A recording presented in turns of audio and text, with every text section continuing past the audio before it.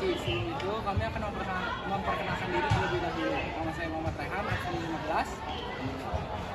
Saya Muhammad Sultan Ardiansyah, absen 12. Saya Winta Nugraha, absen 6. Saya Regina Panas, absen 24.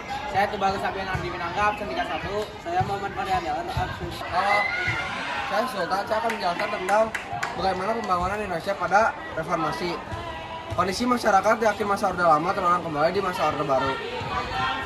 Indonesia dilanda krisis ekonomi yang berdampak pada terjadinya inflasi yang menyulitkan keadaan hidup masyarakat. Kondisi tersebut memicu peristiwa-peristiwa kerusuhan yang terjadi di beberapa kota Indonesia. Selanjutnya, dipusatkan Jakarta. Peristiwa kerusuhan memuncak dan mengakibatkan jatuhnya banyak korban jiwa. Di tengah kondisi tersebut, mahasiswa dari berbagai daerah yang menuntut reformasi kemudian berhasil menduduki gedung DPR MPR. Melihat semakin tidak terkendali, Presiden Soeharto kemudian menyatakan diri mundur dari jabatannya sebagai presiden. Peristiwa tersebut kemudian menandai akhirnya masa Orde Baru dalam sejarah pemerintahan di Indonesia, yakni Orde Reformasi. Saya akan menjelaskan profil pemerintahan. Pemerintahan Orde Reformasi berlangsung secara lebih demokratis dari periode pemerintahan sebelumnya. Masyarakat bebas mendirikan partai dan mengikuti pemilu dengan lebih efektif. Pada masa ini juga kebebasan pers kembali dibuka sehingga setiap masyarakat bisa beropini dengan bebas. Kebebasan tersebut dimulai dari era pemerintahan B.J. Habibie yang secara otomatis terpilih menjadi presiden saat menjadi sebagai wali kelas Presiden Soeharto. Sesuai dengan mandat undang-undang, wakil presiden berhak menggantikan posisi presiden setelah presiden yang sah mengundurkan diri. Presiden B.J. Habibie kemudian memimpin era peralihan dari pemerintahan Orde Baru menjadi Orde Reformasi. Saya akan menjelaskan proses pembangunan. Pemerintahan B.J. Habibie yang hanya berlangsung selama kurang lebih 1 tahun fokus pada penataan kembali kondisi kestabilan negara baik dari segi ekonomi maupun politik. Kebijakan ekonomi yang dilakukan oleh merekonstruksi perekonomian nasional dengan membentuk Badan Penyertaan Perbankan Nasional hingga dapat menaikkan kembali nilai tukar rupiah terhadap dolar AS yang sebelumnya anjlok.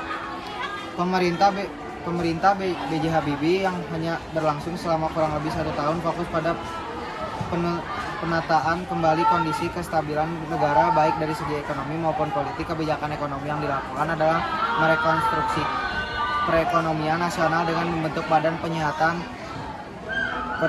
Perbankan Nasional hingga dapat menaikkan kembali nilai tukar rupiah terhadap dolar AS yang sebelumnya anjlok. Sementara kebijakan di bidang politik diantaranya melakukan pencabutan terhadap pembatasan merestui jajak pendapatan untuk wilayah Timur hingga berhasil mengadakan pemilu pertama di masa reformasi pada tanggal 7 Juni 1999. Habibie kemudian berhenti menjabat sebagai presiden saat MPR mengadakan sidang istimewa dan memilih Abdurrahman Wahid sebagai presiden pada tanggal 20 Oktober 1999. Saya akan menjelaskan hal-hal menarik masa revolusi. Pembangunan yang paling dapat diamati pada masa pemerintahan Jokowi adalah pembangunan infrastruktur negara. Pemerintah terus menaikkan anggaran pembangunan infrastruktur untuk membiayai pembangunan jalan, rel kereta api, bangunan gedung fasilitas publik, bandara, terminal, pelabuhan, jalur komunikasi, pembangkit listrik, dan berbagai prasarana lainnya.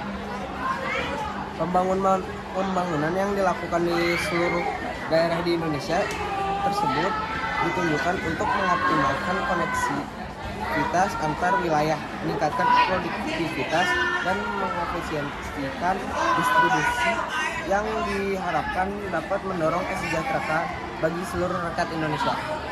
Sekian penjelasan tentang masa reformasi dari kelompok kami. Terima kasih. Wassalamualaikum warahmatullahi wabarakatuh.